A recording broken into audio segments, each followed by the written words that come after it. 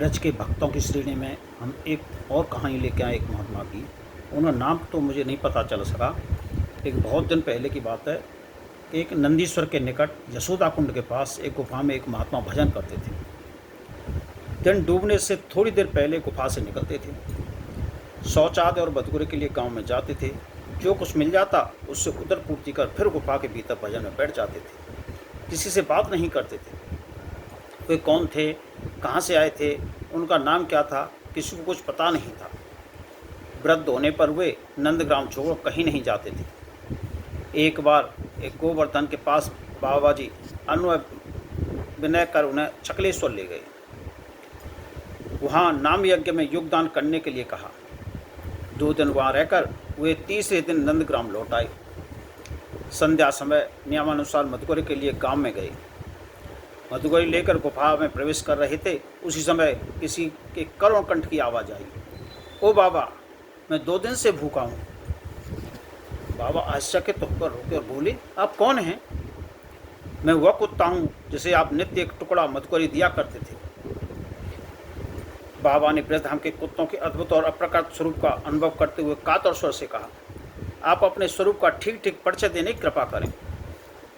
कुत्ते ने कहा, बाबा, मैं एक दुर्भागा जीव हूँ। पूर्व जन्म में इसी नंदीश्वर में मंदिर का पुजारी था।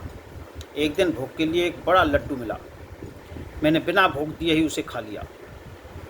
उसी अपराध कारण मैं भूत हो गया। आप अकिंचित वैष्णव हैं, आपकी दी हुई मधुकरी खाने से मेरी ऊर्ध्वगति होगी।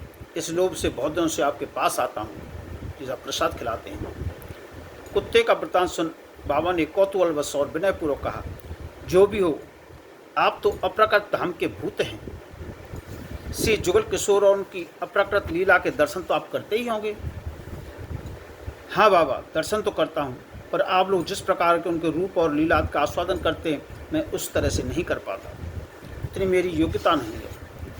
तो बाबा ने कहा, मुझे एक बार उनके दर्शन करा सकते हो क्या? बड़े कांत स्वर में कहा। उत्तर मिला, नहीं, मुझ में वह योग्यता नहीं। तो किस प्रकार उनके दर्शन किए जा सकते हैं, यह बता सकते हैं? बाबा ने कातर और विनयपूर्वक फिर पूछा। हाँ, यह मैं बता सकता हूँ। देखिए, आप कल गोधूल के समय जब श्री कृष्ण गाय चराकर लौटते हैं तो यशोदा कुंड के पास बैठे रहें। गऊओं के पीछे जो ग्वारे आते देखें, उनमें जो सबसे पीछे हो उन्हें ही समझ लीजिए कि वे गोपाल हैं।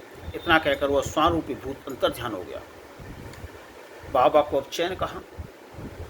रात जैसे कहते ऐसे काटी, कभी गाते, कभी नाचते, कभी रो रो कर अधीर होते। पौ पड़ते ही यशोदा कुंड के निकट एक झाड़ी में जा बैठे। बेचैनी बढ़ती जा रही थी। मन में तरह तरह के संकल्प विकल्पों का संघर्ष चलता रहा। क्या सचो श्री कृष्ण मुझे दर्शन देकर कृतार्थ करेंगे? क्या मैं उनके दर्शन के योग्य हूँ? नहीं, मुझ जैसे कुटिल और पाखंडी व्यक्ति को भला वे दर्शन क्यों देने लगे? यह सोचकर वे कभी रोते, कभी मूर्छित हो जाते, कभी सोचने लगते, यदि मुझ पर कृपा कर दें तो उनका क्या बिगड़ता ही क्या है। वे करुणा के समुद्र हैं, पतित पावन हैं, अवश्य कृपा करेंगे। यह सोचकर वे एक अनिर्वचनीय आनंद समुद्र में डूबते उतराने लगते। इसी उधेड़वन में 2 पहर बीत गया, तीसरा पहर बीत गया। सूर्य धीरे धीरे अस्ताचल की ओर जाने लगा। गोधूल की बेला आ पहुंची। वृक्षों के झुरमुट के बीच गोधूल रंजित आकाश पदृष्ट पर उदय होने लगा। बाबा किसी प्रकार धारण किए हुए झाड़ी में बैठे रहे, बस इंतजार में। उनका बेचैनी बढ़ती जा रही थी। गाय बछड़ों के रवाने का शब्द आकाश में गूंजने लगा। कुछ देर में उनके झुंड के झुंड सामने से निकलते दिखे। उनके पीछे 1-2 कर ग्वाल वाला अपनी अपनी गैयों को पृथक पृथक करने लगे। सबके पीछे देखा कि एक ग्वाल बालक जिसका कृष्ण वर्ण था, हाथ में लकुटिया लिए अपने गाय बछड़ों को पृथक कर वह खंजात गज से नंदग्राम की ओर जा रहा था। उसे देखते ही बाबा ने कूदते फांते जाकर उन्हें साष्टांग दंडवत किया। उसने दोनों चरणों को अपनी भुजाओं में जकड़ते हुए माथा टेक दिया।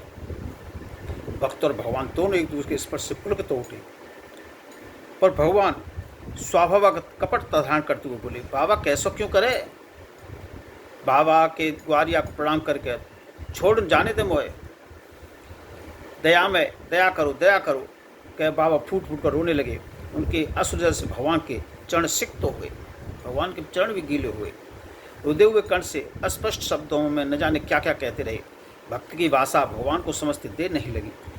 वे समझ गए, पर समझते भी उन्होंने अनसमझे जैसे बोले, बाबा पावरो है गो है, देख जाने दे, देर रह रही है, मैया मारेगी। बाबा ने चरण उनकी कस के पकड़ लिए। भक्ति की भुजाओं में इतना बल कहाँ जो भगवान को पकड़ सके, लेकिन भक्ति के प्रेम में इतनी ताकत है कि भगवान को पकड़ सकते हैं। और उनके प्रेम के आगे वे बेबस हैं, तो छुड़ाकर जाने के लिए इतना उतावले क्यों दिख रहे हैं? यह तो उनका अभिनय है। भक्त के प्रेम रस का आस्वादन करने की उनकी अनोखी परिपाटी है। रुकना चाह रहे हैं, रुकने को विवश भी हैं, पर बाबा जाने का दिखावा, बार बार जाने का दिखावा कर रहे हैं। नहीं नहीं प्रभु, छल न करो, इस दीनहीन पर कृपा करो, कृपा करो, छल छात्र छोड़ो, अपने स्वरूप के दर्शन दो, दया में करो, दया करो, दया करो। बाबा छोड़ नहीं रहे पैर। बाबा तेरे पाए पर छोड़ दे, मेरे घर चल, तो मधुकरी दूंगो, माखन मिश्री दूंगो, और जो कहेगा सो दूंगो। भगवान ने भी बड़ी चाल खेली, बहुत चेष्टा की भगवान ने भोले भक्त को भुलाने वहलाने की, पर वह भुलावे में आने वाला कब था? उसके हृदय में तहेनी का प्रकाश हो गया। बहुत देर हो गई भक्त और भगवान के बीच प्रणय युद्ध होते। आधी रात बीत गई, आखिर भगवान की हार हो गई। वे बोले, अच्छा ले, मेरे स्वरूप के दर्शन कर ले।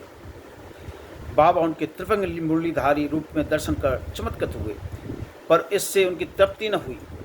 वे बोले, प्रभु मैं जुगल उपासक हूँ, एकाकी आपके स्वरूप के दर्शन कर मेरी विरह ज्वाला शांत नहीं होने वाली। एक बार सपरिवार दर्शन देकर मेरे तापित हृदय को शीतल करें। तब बाबा के भाग की चरम सीमा का अतिक्रमण कर उनके सामने उदित हुआ एक दिव्य प्रकाश। उन्होंने देखा कि दिव्य वृंदावन में ललिता विशाखा सखियों सहित जुगल किशोर का अब परूप रूप, वे उस रूप माधुरी में चिरकाल तक ऐसे डूब गए, उनका पार्थिव शरीर से ध्यान करने में असमर्थ रहा। उन्होंने उस शरीर को उसी आनंद के साथ छोड़ दिया। जय श्री कृष्ण।